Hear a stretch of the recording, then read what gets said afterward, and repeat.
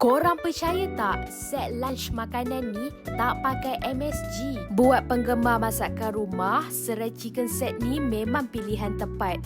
Aroma sambal serai wangi dan rasa rempah cukup seimbang menyerap dalam isi ayam. Untuk anda yang suka rasa pedas menyengat, mala prawn segar disaluti sambal mala memang berbaloi dilengkapi dengan sayur dan telur mata. Nak lagi meriah, kenalah kena bingsu mango ni. Bancuhan susu bersama mango disagak halus, cukup menyegarkan tekak. Ada lotus pancake rangup, rasanya manis dan berlemak di dalam sesuai untuk kedapan petang. Kelembutan taro dumpling memang rangup dan sedap, dicicah pula bersama sambal mala dan serai, confirm sedap. Buat anda yang penggemar pencuci mulut Chinese, bolehlah cuba red date fungus dan juga bubur caca.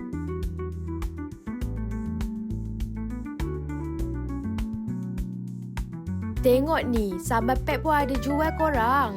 Untuk yang suka travel ataupun student yang stay college, sambal mala dan sambal serai ni memang pilihan yang sesuai dan yang paling penting halal. Dekat mana lagi kalau bukan dekat Noisy & Co.